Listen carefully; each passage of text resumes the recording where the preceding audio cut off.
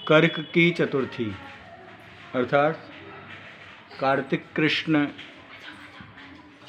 चतुर्थी, कार्तिक के महीने में कृष्ण पक्ष पर आने वाली चतुर्थी को करक चतुर्थी कहते हैं और हिंदी भाषा में इसे आप लोग करवा चौथ भी कहते हैं। अभी आपने पूजन किया और अब कर्क की चतुर्थी की कथा। बहुत समय पहले की बात है कि एक साहूकार था, उसके 7 बेटे और उनकी एक बहन जिसका नाम करवा था। सभी 7 भाई अपनी बहन से बहुत प्यार करते थे, यहाँ तक कि वे पहले उसे खाना खिलाते थे और बाद में स्वयं खाते थे। एक बार उनकी बहन ससुराल से मायके आई हुई थी। शाम को भाई जब अपना व्यापार यानी जो उसका कारोबार था, व्यवसाय बढ़ा करके घर आए तो उन्होंने देखा कि बहन बहुत व्याकुल थी, परेशान थी। सभी भाई खाना खाने बैठे और अपनी बहन से भी खाने के लिए कहने लगे, लेकिन जो बहन है उसने बताया कि आज करवा चौथ का निर्जल व्रत है, वह खाना सिर्फ चंद्रमा को देखकर उसे अर्घ्य देकर ही खा सकती है। और क्योंकि अभी तक चंद्रमा निकला नहीं था, इसलिए भूख से और प्यास से वो व्याकुल हो उठी। सबसे छोटे भाई ने अपनी बहन की हालत देखी और उससे रहा नहीं गया। वह दूर पीपल के पेड़ पर एक दीपक जलाकर चलनी की ओट में रख देता है। दूर से देखने पर ऐसा प्रतीत होता है कि जैसे चतुर्थी का चांद उदित हो रहा हो। उसके बाद भाई अपनी बहन को बताता है कि चांद निकल आया है, तुम उसे अर्घ्य देने के बाद भोजन कर सकती हो।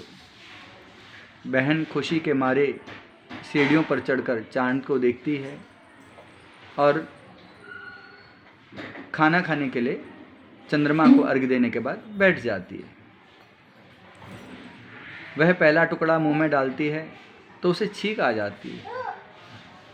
जैसे ही दूसरा टुकड़ा डालती है तो उसके मुंह से उस ग्रास में एक बाल निकल आता है और जैसे ही तीसरा टुकड़ा उसने मुंह में डालने की कोशिश करी तो उसे एक समाचार मिल गया कि उसका सुहाग नहीं रहा, अर्थात उसका पति इस संसार से चला गया। अब वो बौखला जाती है। उसकी भाभी उसे सच्चाई से अवगत करा देती है कि उसके साथ ये सब क्यों हुआ। करवा चौथ का व्रत गलत तरीके से टूटने के कारण उससे देवता नाराज हो गए और उन्होंने ऐसा कर दिया। सच्चाई जानने के बाद उन बनियों की जो बहन थी जिसका नाम करवा था,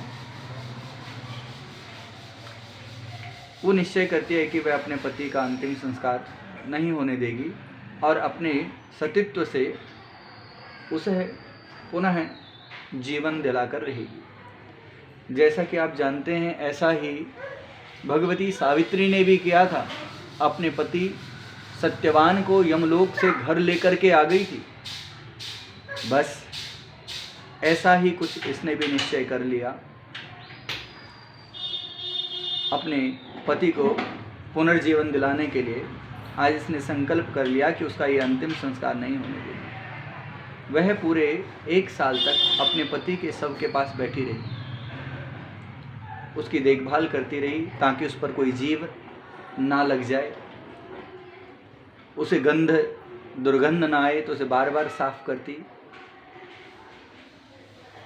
अब उसके ऊपर जो उगने वाली सुई नुमा घास थी वह उसे एकत्रित करती जाती थी।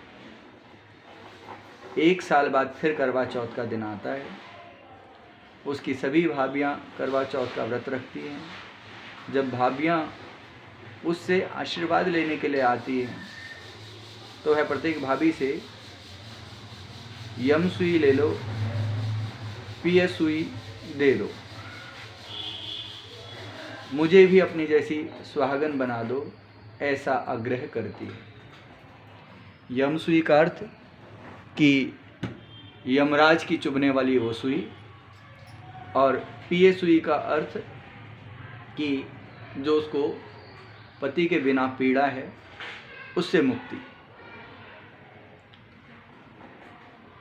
वो सबसे भाभियों से यही प्रार्थना करती है कि यम सुई ले लो, पिय सुई दे दो, मुझे भी अपनी जैसी सुहागन बना दो, ऐसा आग्रह करती है। लेकिन हर बार भाभी उसे अगली भाभी से आग्रह करने को कह के चली जाती है। इस प्रकार जब छठे नंबर की भाभी आती है तो करवा उससे भी यही बात दोहराती है।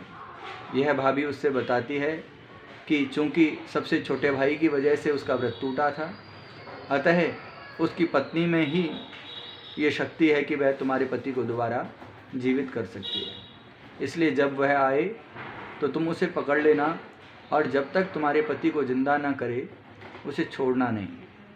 ऐसा कह करके वो चली गई, क्योंकि हर व्यक्ति मुसीबतों से बचना चाहता है, दूसरे के ऊपर डालता है। सबसे अंत में अब उसकी सबसे छोटी भाभी आती है। करवा उनसे भी सुहागन बनने का आग्रह करती है, लेकिन वह टालमटोली करने लगती है। इसे देख करवा उन्हें जोर से पकड़ लेती है और अपने सुहाग को जिंदा करने के लिए कहती है। भाभी उससे छुड़ाने के लिए नोचती है, खसोटती है, लेकिन करवा उसे छोड़ती नहीं है। अंत में उसकी तपस्या को देख भाभी पसीज जाती है